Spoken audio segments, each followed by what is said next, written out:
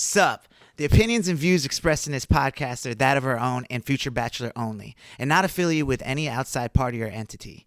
This fun podcast may include some adult language. Future Bachelor Podcast. Welcome to Future Bachelor. My name is Sai. And I'm Veronica. And we talk about everything Bachelor. This episode, we're leaving it all on the pickleball courts. Oh. Seeing Bachelor past and future. Future Bachelor. And airing some truths. Yeah, and this is episode 286. Let's go!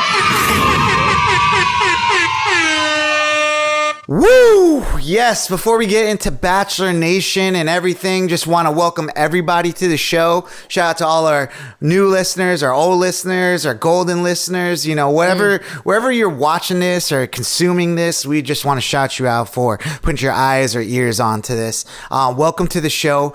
Before we get diving into all of this stuff this week with the Golden Bachelor and Bachelor in Paradise, Veronica, how are you doing? What's going on? I'm pretty good. It's funny, like I was trying to remember, I'm like, what did I do? And like I actually had a pretty like busy past weekend and things. You'll get into it more, but we had your little housewarming party at your apartment with you and Sam. And then it was Pride weekend here in Atlanta this past weekend. Pride happens in October in Atlanta because they switched it over to that back in like late 90s, early 2000s, because the city was all like, Piedmont Park can't survive if we do all this shit in the summer, because normal Pride is in June. Mm-hmm. But, and then plus it's too fucking hot here. If we had Pride in June, people would be dying. So they do it in October because National Coming Out Day is also in October. So they kind of just center it around that. Nice. But I got to walk in the parade, which that was my first time attending the parade. And then also I was in it because I was our friend Maggie's guest. She works for the Home Depot. And they have a big presence in the parade because they're a big Atlanta-based company. So we hopped on that rainbow capitalism train. We got to walk around giving people like the Home Depot buckets, but they're stress balls, so they're stress buckets, which I think is adorable. And people were hyped about these stress buckets. Like we were trying to give them to kids, and then like grown adults would be all like, "Wait, I want one. Give me a stress bucket." And we're like, "Oh my God, calm down." People love free things. People love free shit. Yeah. And then this week, I also had a FaceTime date with my best friend, Michelle, and her new baby, Sage, which was fun. And then I had a dance anniversary thing. So my friend, Michaela, who is a dance instructor that I've been going to her classes and things for 7 years now, she had the 8-year anniversary of her starting like her career as a dance instructor, a certified dance instructor here in Atlanta. So busy week for your girl. Nice. What about you, pal? I mean, very busy, but my life has really consisted of a very structured schedule at this moment. Right. You know, you mentioned housewarming, that got tucked in between my very busy schedule. And that was nice. You know, we have a very modest apartment here, but we've made it our home.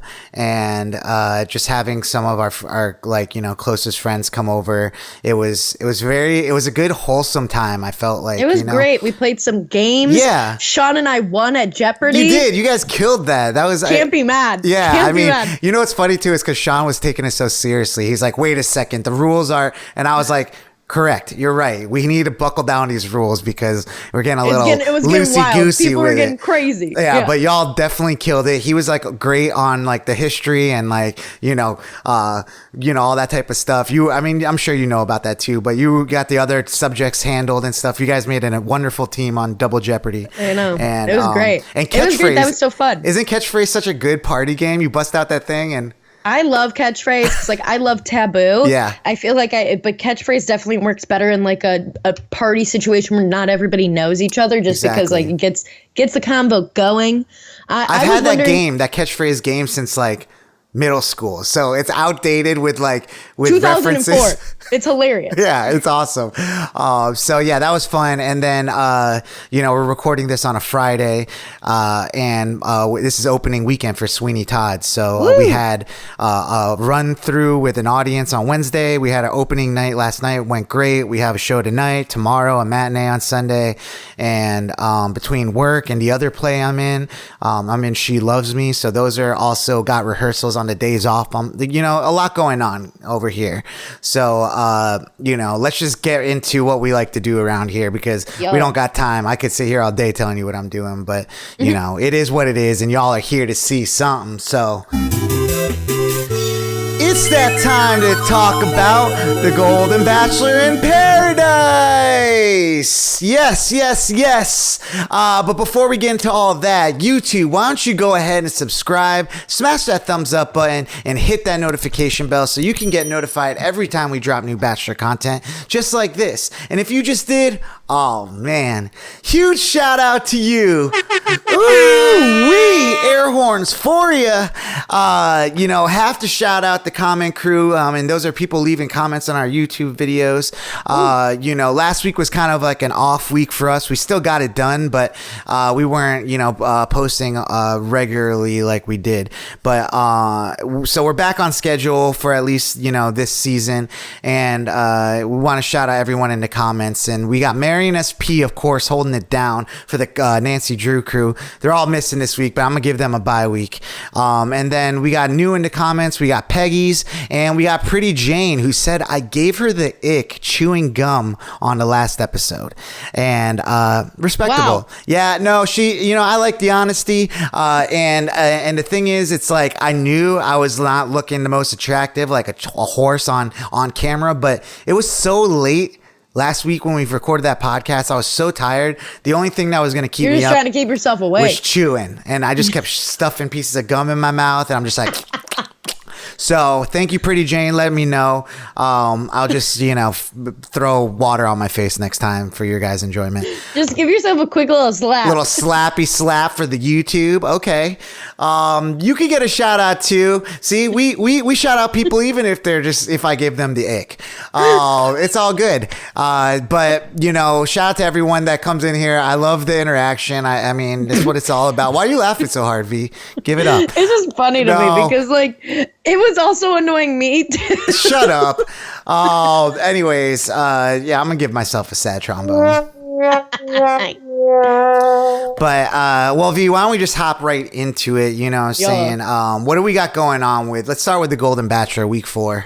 It's week 4, which our man Gerry talks about during this episode that he's halfway through his journey. Which is wild. It's wild. Which is crazy. Yeah. They're really cutting it down. Week 4. So if he's halfway through, are they doing only an 8-week, 9-week maybe season, which was what they did for Charity? Seems especially accelerated for these old folks, but whatever. Yeah, when you put it in perspective, it's are they only shooting the show for 1 month?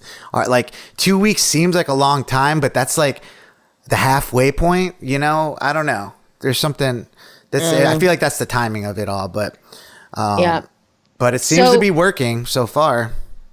They start off the episode once again. They do that cold open like they've been doing, which I don't think I like it. I don't think I like it. They just hop into a moment from the show and then they just Well, I just feel I feel like the moments don't pay off for the Golden Bachelor. Maybe if they did that for Bachelor in Paradise. Because there just seems to be more drama. You watched my reaction to watching the end of the show. So, I mean, it had me going oh, yeah. But then your eyes were just wide as you're watching Jess run around the beach. So yeah, I could watch a whole spin-off show. Anyways. Yeah. So, but yeah, to start us off. I think, the Golden Bachelor starts us off very wholesome, and it's a great place to start my Thursday night. Right. Viewing. It eases us in. Yeah. So the episode starts with Trista Sutter, who was on the OG Bachelor and is the OG Bachelorette, coming to the mansion. And, these old ladies definitely have watched her seasons and stuff. So if they've watched ever, they've definitely seen her. So like they're all like screaming, "Oh my God, Trista!" And like she's coming in, giving them some advice. She's all like, you guys can like. She's like, I'm not here to steal your man. Yeah, she's like, don't worry. 20 years ago, I found my man. Like, we Gucci. And like this, so this really works. Which it's sad that they have to like pull back into the archives really to be like, look, it works. Right. But she comes in, gives a group date card out, and this group date is made for these ladies. Everybody but Leslie is going on this group date, and it is pickleball. Some of these ladies, Ellen, have been waiting for this moment to shine because she's a captain of a pickleball team. She's in like multiple leagues. She's ready to rock and roll. They're out here ready, putting on their cute little athletic fits, and also they have Joey coming in to help coach them. Get them. They didn't even mention him shape. they didn't mention him as the Bachelor. Do you think this is the film before he was announced the Bachelor?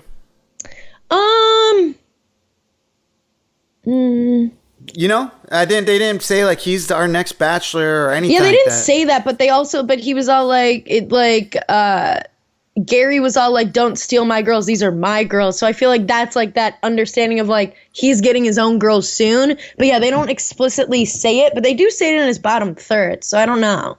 Yeah, I mean, the bottom third would probably be the only place they could have done it if it was filmed before they announced him as the Bachelor. Yeah, maybe. And at that point, they probably were prepping him to be the Bachelor. So it's not like, they just couldn't let the word get out with contestants or whatever, But anyways, he got a little bit of screen time, not as much as you think he would. Right. But yeah, I mean, the women seem to be excited. Some were good, some were great. And some are fake and hurting their ankles. Yeah, that was wild. That was so fake. And but good for her for knowing that would work. Desperado. Well, I know. And then she's all like, "Oh, everyone else back away." Yeah, and I guess it didn't like, work. Actually, he probably saw how fake it was too. It was bad. It was bad. But anyways, who ends up winning? So they split into pairs. The winner gets to be in Pickleball magazine with Gerry, which is just this is the most golden Bachelor prize you could get on this show. And they're like, yeah. And they're getting crazy. Like, what's a magazine? Ellen's, huh? I'm just joking. I'm like, what's a magazine? Oh my God, shut up. Ellen is out here like playing for her life. Sandra's also making moves with her, artificial knees and also missing her daughter's wedding. But in the end, Ellen and her partner, who I think might have been April, might have been Faith, don't really remember who it was, honestly, was some other, I think, blonde lady. Can't remember. They win, which makes sense. So they win the spot in the magazine, and then they go to, the little after party portion of the afternoon. I don't know when they're playing. And they're all hanging out, and Sandra is missing her daughter's wedding, which if I were her daughter, I'd be pissed. And she's all like, we had a conversation. She said, I found my guy. I want you to go find yours, like blah, blah, blah. And so Gerry, gets a phone out, and then they struggle to FaceTime, but they FaceTime her for her daughter. Yeah. And her daughter's new I'm husband. glad. I mean, I kind of get it though. Like, she has this once in a lifetime chance to kind of go for this. I don't know. I was on her side for making that decision. You got to live your own life, and good for the daughter for supporting that. And right. I thought Gerry was going to give her an even harder time about it. Like, no, you shouldn't be here. Like, I'm going to send you home so maybe you can catch her. But no, that didn't happen. He FaceTimed her, and they ended up having like a moment, and he's just so really sweet with all the ladies and stuff. Like he really is. He loves to give gifts. Yeah. And so yeah, she ends up winning, and she gets the group date rose. We had an interaction though. There was an interaction. There was an interaction. The beef is still going from last episode. The beef with Kathy and Theresa is still brewing, which I'm like, I don't really know what more they need to talk about. They like, don't. I don't know. But the problem is that they're just like they can't control themselves, either of them. Like, No. one is on this one side of being like trying to be like, but do you understand? And she's like becoming like kind of snappy about it. The other one is very sorry and she wants to fix everything, but she keeps like putting her foot in her mouth. Like, Kathy is getting anxious because she doesn't like hearing about other people's connections with Gerry, which I think is a bit of an overreaction. But then Theresa can't fucking stop talking about every moment. She repeats the same story because she's like really hanging on to her first date with Gerry and just like is going around like talking about it. So I could get how that would be annoying too. But like Kathy is taking it like super personally, being all like, stop talking to me about it. Like, you're acting like none of us have a chance. And I think like Kathy also maybe it's in her her insecurities. It's her insecurities coming out and knowing that she's like, she had a moment with Gerry, so she feels like on top of the world. But you got to be humble too. Like, right. Just like if it's gonna be you, it's gonna be you. If it's not, then like apparently she thought already that what's her name was gonna win, and she had a good chance with Gerry. So. And sorry for not saying names. It's just like a lot of names to kind of figure out. Like I'm even in Bachelor in Paradise, I don't know like a lot of the names. But right. But yeah, I mean, it's just like stay in your lane. Don't worry about other people. Your only connection is supposed to be with Gerry. And on top of that, just be friends and friendly with other people because like I think that really goes far in The Bachelor, when you're a contestant. So what's it called? Theresa ends up having a conversation with Gerry. Yeah, and she tells her about how like this has been going on and how, she's like, I haven't been trying to be like malicious or anything with it, but like obviously like I thought that we were going to come back from our dates and like these women have been so supportive and nice. Like I thought like it wouldn't be an issue, but Kathy's been having such an issue with it and like is making me feel like I'm doing something wrong. And I didn't really think I'm doing something wrong, blah, blah, blah, blah, blah. And then, Gerry talks with Kathy later and he's like showing concern because he's all like, why are you saying this stuff? Like I'm hearing from Theresa that like she's feeling bad about whatever, where, I made sure to make you feel special and gave you even a special rose last week. Like, yeah, I don't think this tactic works on The Golden Bachelor where like a guy could be like, ooh, women fighting over me. Like he just doesn't have the time for it. He doesn't want any negativity he's like, around this isn't it. Cute to me. But for Kathy's defense, I felt like she handled it as well as she could. Like, she's like, look. This is just a lot of like people with experience in life coming at it from different angles. And when I said snappy, like what did she said? Shut it or something like that, or zip it. Zip it. I was just trying to give her some friendly advice. It sounds a lot more like malicious than it was, but yeah, I think it was a little malicious, but Kathy was like, look, I trying to explain herself. But by that point, I already didn't think Kathy was going to make it this far. But yeah. But anyways, so Sandra gets the group date rose, of course, rightfully so. Then, the one person that, didn't get to go on the group date was Leslie, who I think is a babe on this show. Leslie's out here. She's a dance instructor. She's definitely been making herself known on this show. She's out here. She's going after Gerry. Like she was so pleased that she got this one-on-one date, and they go on a very like one-on-one date that makes sense for them. Like they're going on ATVs, which like they're both very active in the same way. Like I feel like they just vibe. Like there wasn't really much to talk about from this date except for the fact that it really seems like they're having a great there was connection. Leslie talking about how she's pretty much been single for over 2 decades. Yeah. So that means that she's been dating. Like, she's out here in the field. In the streets. Yeah, so she's probably got a little bit more experience, on this like conversations and, in the dating atmosphere. And 2 decades is crazy. Yeah, and plus she's pretty. She has like kids that support her and stuff. And yeah, I think that went well. She solidified her place in this game.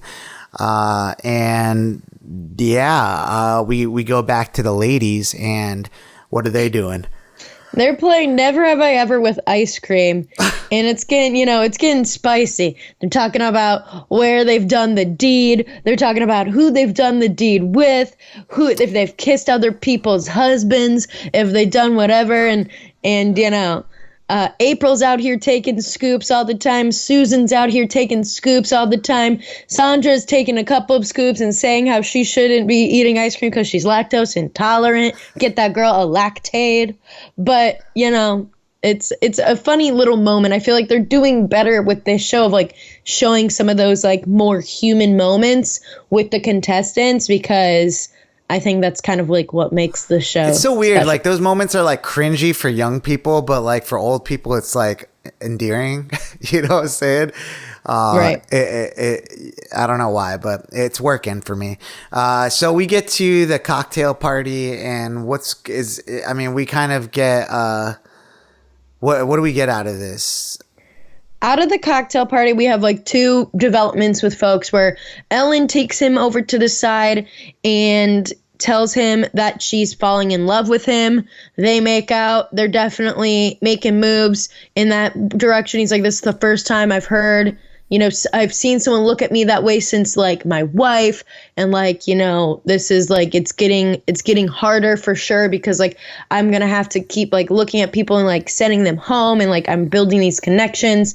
Nancy, who got a random stress fracture from playing pickleball, my God, pretty much self-eliminates, takes Gerry to the side and is all like, I feel like you have better connections with other people. And he's like, can't dispute it. And he's like, I'll walk you out. And she's like, see you later. Yeah, that's just mature people. You know Right. what I'm saying? Like, I was like, damn, that's a little harsh, Gerry. And then she took it so well. And they... Right. Well, it's like, I think both of them would rather, like, not go through a rose ceremony where she's like, what am I going to do? Sit here and wait to not get called, and then him have to, like, not call her, which is hard for him to do anyways. Like, I think that's just a smart way to go about it. Yeah. So we get to the rose ceremony, and they leave Theresa kind of like, wondering if she's going to go home against Right. Kathy and what's her April. name that fell down? April. That fell Yeah. down into pickleball. And I thought like, April was cute and stuff, but she ends up going home. Kathy ends up going home. And I think we're like really getting down to the nitty gritty of these people that are really forming connections with Gerry. So I'm excited for the next episode. This double whammy of Golden Bachelor to Bachelor in Paradise is actually working for me. I feel like it's a great way for not only for me to catch the Golden Bachelor, if like, I know I was going to watch it, but I feel like it gives opportunity for a lot of other people to watch it too. And I'm enjoying it. And it's nice to like get that like wholesomeness and then get the debauchery with like Bachelor in Paradise and stuff. Right. So with that being said, why don't we just hop right into Bachelor in Hop Paradise? right to the beach. Yeah. What do we got going on? So Do you think Gerry makes an appearance on the beach at some point? Huh? You think Gerry makes an appearance on the beach at some point? That'd be amazing. Yeah. But I don't know if like the schedules even lined up for that to be a thing. I don't know. It would be cool if they did that and like they had like a date, and I don't know. It'd be a cool crossover event. That would be cool. We'll have to see if the Bachelor Nation multiverse converges. But Golden Bachelor in Paradise. yeah. Anyways, so where do we start off? We're just gonna like, it starts off with the poop thing again. Sam doesn't poop. She still hasn't pooped. Like, it's been like months, and In 10 days. yeah. And then anyways, so yeah, that's kind of what happens there in the beginning. I'm send kind her of sick of poop-filled talking ass about it, to home. be honest. But who is the guy that was with her? Aaron S. Aaron S. Aaron S. is like, not going to leave with her, and he's going to try his luck with the last couple of days before this next rose ceremony. So we got that. Sam goes home. Kat is moved on, and she's fully about Tanner. Brayden is, I feel like, taking it pretty well, He's at this point, I think he's just like over it. He feels like, I think he's all like, And straight up, Kat sucks. Like, there's no way around it. Like, she came off a lot more poise on her season of The Bachelor with Clayton. Or was it Clayton? Yeah. Yeah. Okay. Well, Yeah. no. Was it Clayton? Who was it? What is the one? Zach. It was Zach. Zach. My bad. I didn't think. I Dude, thought Zach she was a is bitch so then. forgettable. I mean, Oh my God. I know. I totally forgot Zach was the Bachelor. Anyways, yeah. So she came off a lot more poised, and she started to unravel towards the end of her appearance on The Bachelor. But she's completely over the deep end on Bachelor in Paradise, where she's unaware, self-aware. She doesn't have any self-awareness. She is so selfish and only thinks about herself. She's rude. She's I just think she's not considerate. She acts like she's like this is what goes on. Like, I've handled this well. Like, I've been open and honest. And it's like, okay, but like you didn't pull Brayden for a conversation when you took that date with Tanner. You just fucking left. Like, how is that open and honest? You were open and honest after the fact. Like, that's not like doing the considerate thing. No. So, you know, this is starting to give a couple red flags to Tanner. Kat deserves all of the karma coming her way. Running around here like she's like her shit don't stink. But we have some new men come down. We have John Henry come down, who's the underwater. What is he? Underwater deep sea diver dude. I don't fucking know. Whatever. Yeah, I don't care. He comes down. He's all nervous. Is John? Yeah. So he comes down. He's so nervous, and he ends up pulling Olivia on a date, and Olivia, has been with Pete, who. But like by convenience, I was confused that they even like had a connection of any sort. But Peter was on the prowl. He's gonna get, I feel like, his karma a little bit at one point, because I just didn't like the way he did the first night. But Olivia is I think a sweet, beautiful girl. Like, right. she's she might not be the one that stands out next to, your Kylies or your Cats and stuff, or Jess's, but she's probably like more my type on the beach. Like, I would go for Kylie probably too, but like, Olivia's probably definitely up there. Yeah, she's goofy. She's fun. She's sweet, welcoming. She's the only one that makes John Henry feel at ease, because he went in there like eyeing up Kylie, and Kylie like was like, "Oh, you're sweet," blah blah blah. But like, John Henry feels like really at ease with Olivia. They go on like a cute little spa day date. They're awkward with each other. They're like able to be fun and funny. Huh? They break the bed. Yeah, they break the massage bed.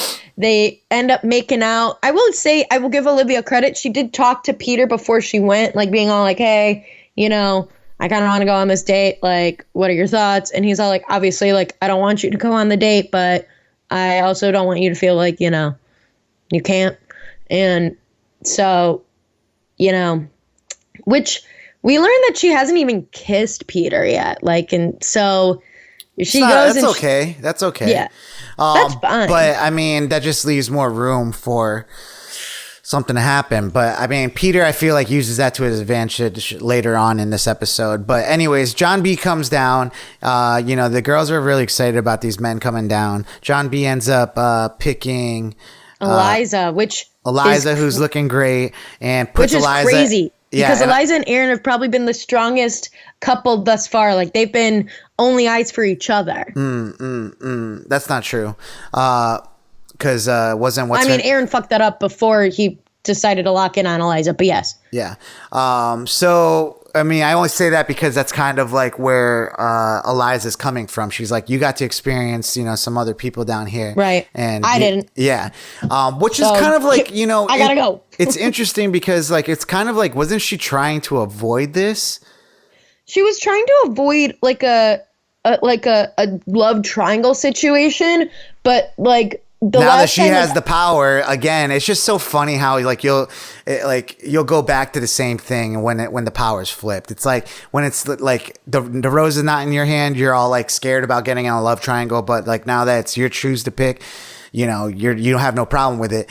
What I remember correctly, what happened last time is like the same situation kind of happened where another guy's interested in her, gonna ask her out on a date. She goes to the guy that she was with, and she wants that guy to be like, don't go on that date. I want to like explore more stuff with you. But there instead, what's his name? It was Rodney. He goes, Rodney. I want you to go experience that because I want to like, whatever. And she ends up liking Justin, and it just becomes this huge mess. Now, Aaron B actually learned from that mistake, and he goes, I'd rather you not go, but obviously not going to tell you what to do. And she ends up going, having a great time, and they come back hand in hand. And do we get a resolution to Aaron B and Eliza? She talks to Aaron B, and like she's like, I was thinking about you the whole time. She definitely reassures him because he was like not feeling good for the entire time she's on that date. And she reassures him that like she really still has a lot of feelings for him and wants to kind of see where that's going. And for most of that, it seems like John B tries to like get back into her good graces during the cocktail party, but it seems like she is kind of like reverting her attention back to Aaron B. Good. I mean, I see more of a connection between Aaron B and Eliza anyways. Right. Yeah, I mean, so that happens, an interesting development happens where Sean shoots his shot at Jess, right?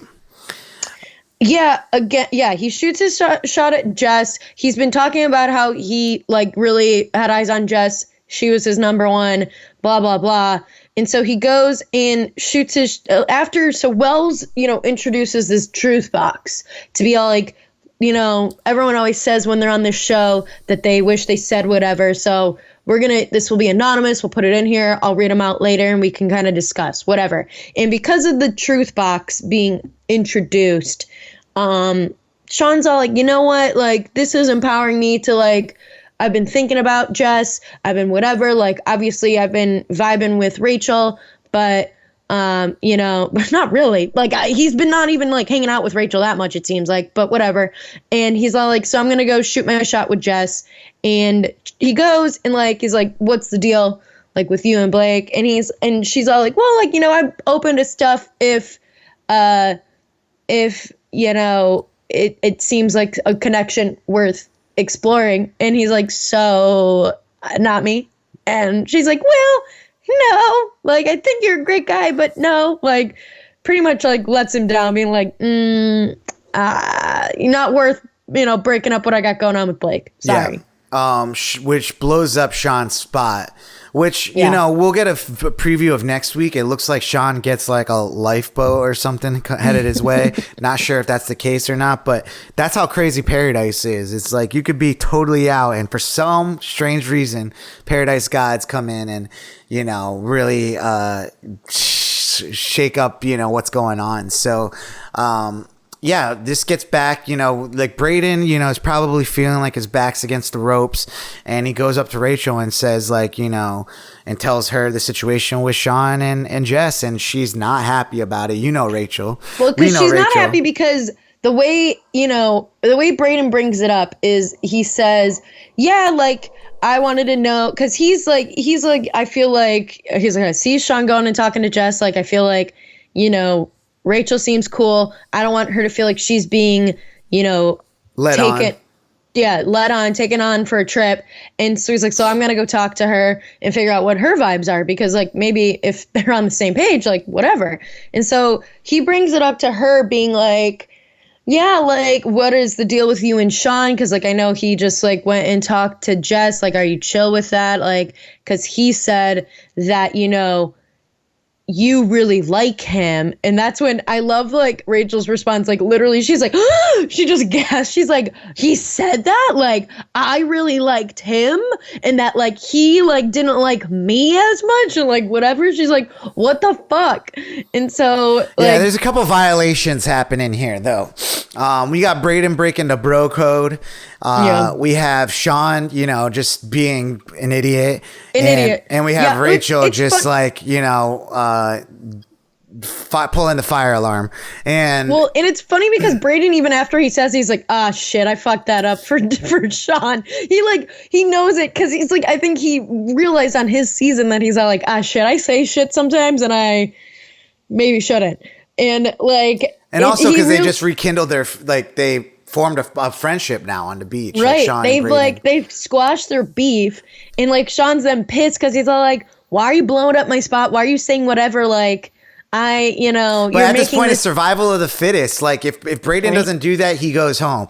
Why does Brayden go home if Sean's over here acting like he's like hot shit, and it's like totally not. Acting like he can just shoot shots and say shit, even though like he maybe didn't exactly say that, but he was kind of like acting like he was keeping it going for Rachel's sake, for Rachel's sake. No, dude, she's stupid. Like like Rachel's essentially, I think, using him for a rose.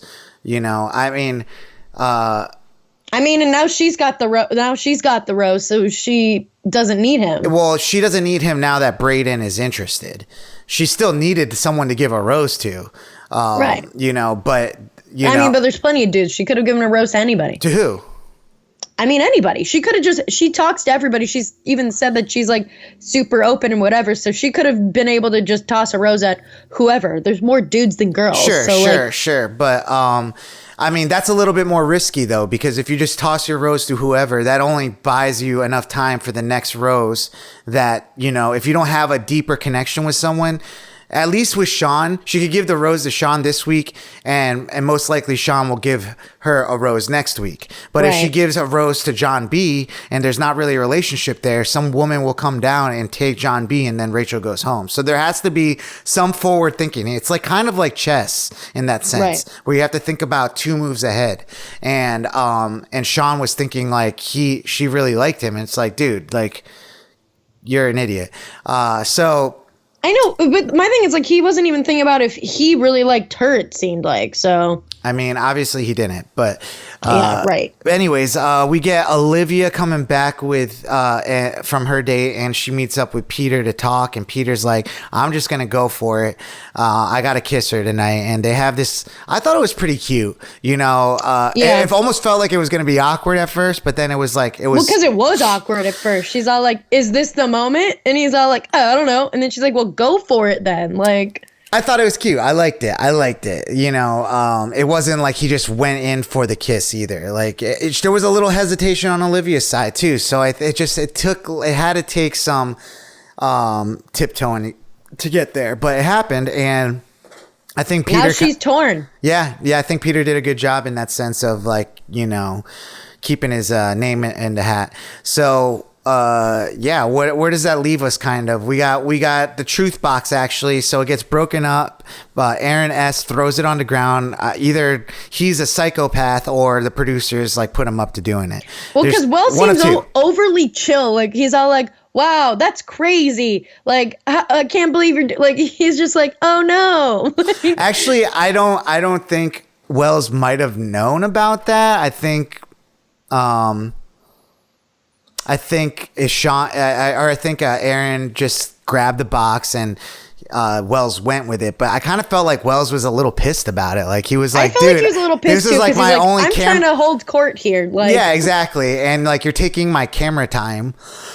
But anyways, it went down, and Aaron S's like explanation was that he wanted to just cause chaos. If he was going home, he was gonna do it with 2 middle fingers up. Yep. And he said, like, I feel like some of these, like the first ones that Wells is reading off, he's like, I feel like this is surface level. This isn't getting into it, which makes me feel like he knows what some of the things we're going to say, because he probably wrote some of the ones that he was reading about Kat, doing Brayden dirty, Kat, like, maybe potentially like not being a good friend to Jess. I thought that was an interesting one, because I think that might have been related to the Tanner situation too.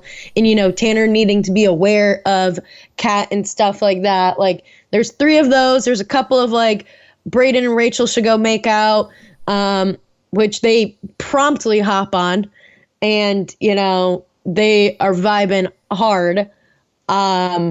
And, Kat loses it. Kat is like starting to spiral, because she's all like, "What is this? This is such bullshit. Like, blah, blah, blah. Like, I didn't do anything wrong." And she's screaming, and they're doing the voiceover, like over like from a distance, like over like cameras going to all the contestants and stuff. They can hear her talking shit. And like Aaron comes to her to try to like talk shit because he's like, you know, I'm worried for Brayden's my bestie. Like I'm worried, like you treated him like shit. Like I have a right to be honestly, worried. those two are probably the match. They should probably try to hook up because they're both like one and the same, like just crazy Honestly, people. they're both shit stirrers in their own, like they both like think they're like holier than thou in their own ways. Right. So, you know, Kat, it's just negative energy around her. And so, you know, I think she's going a little crazy. We got Eliza reassuring Aaron. Then let's just, I guess, get to the rose ceremony, right? That we didn't get. We didn't get a rose ceremony. We didn't get a rose ceremony. You know, a lot of these dudes are freaking out because there's only, the 5 of them are going home. Yeah. Unless the Paradise Gods come through. Like, cause Sean's definitely worried because he's like, I have no connections with anybody now that Rachel's out here making out with Brayden, and I pretty much scorched earth that. And you know, the Paradise Gods are always listening, though. That's the thing. They're always listening. Yeah, and they shone like this light, like, ah, like right on the beach and stuff, like it was the Batman symbol. And essentially, it looks like Sean might be getting a lifeline with this from the Paradise Gods. And I mean, everybody must have somebody that likes them, right? Like there must be a girl that they have like that likes this person, and they have a girl that he likes. So it's kind of like this chain, and it's like the beauty of seeing like the Bachelor in Paradise producers like make that all work and for our entertainment is just kind of awesome. But the biggest thing from the previews from next week are Kat. It's her birthday, and another beautiful woman comes down and starts and takes Tanner out.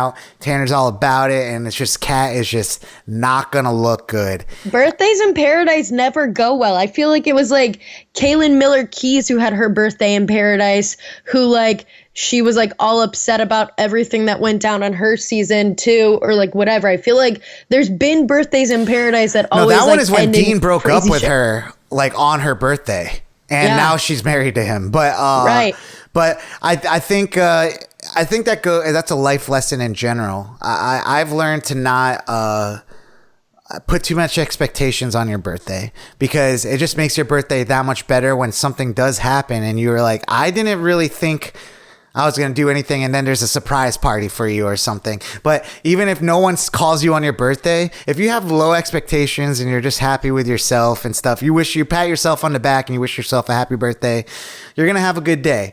And anything from there is just, you know, is a plus. Extra. So a bonus. And so, yeah, I mean, it's kind of like I feel bad but I just like really enjoy seeing Kat like spiraling in that preview. I can't help it. I know, because I just feel like she deserves it so much. But anyways, so I'm excited to see next week's episode. What do you guys think? Like, do you think like, are you on the side of Kat? Do you understand where she's coming from, or are you against her kind of like I am? Or who you think Eliza's gonna pick? You know, I really want to know. What about Olivia? Who's Olivia gonna pick? Who's Olivia gonna pick? Has Sam pooped yet? Or even Mercedes? Who's Mercedes gonna pick? Oh, Mercedes is out there being a dark horse, actually. It looked like she's still kind of like, I saw her and Will have a moment, so I was like happy for Will. I really like Will. I like Will too. And he's been through it. Yeah. I mean, seeing his face, like he was like, I can't believe what's happening here. That's what Paradise is. It's relationships in a nutshell happening in a vacuum at a faster pace than they do in real life. And you can kind of just see, you know, when you break up with someone, or someone breaks up with you, and like, you know, the weeks and anguish that goes through your body. This is happening within days on the beach. Right. So you can literally see them have the color like flushed from their skin, them just like not knowing what the next thing is going to be, feeling like alone on top of the world within like 30-minute span. So I'm excited. I'm enjoying Bachelor Thursdays, even though I have to like cram this stuff all in between recording and airing. And plus last night it was like a little bit more difficult, right? Because didn't Biden have a speech in between? Yeah, which like luckily, I mean, I was already late because I was coming from my dance event. So it honestly worked out for me because I was able to just hop into my recording and then just go for it. So yeah, I don't know. I don't know if I missed anything because, like, I know even like if like I have it through Xfinity Stream, and then when you DVR stuff at a certain time, it kind of like it'll cut off the end or the beginning because it's scheduled for that hour. But I think it worked out. At least I got the gist of it. And if I didn't, I always have you here to catch me up. So that's a nice thing. Yeah, V, do you have anyone you want to any special shout outs this week or anything? I know we're kind of shaving down the show to be just Bachelor talk at the moment, just because we got so many things happening in our lives. But we want to stick to our bread and butter. But any special shout outs you have? Yeah, I'll shout out my friend Michaela for her 8-year anniversary of dance and stuff, and I'll shout out Maggie for inviting me to walk in Pride and stuff with her. Awesome.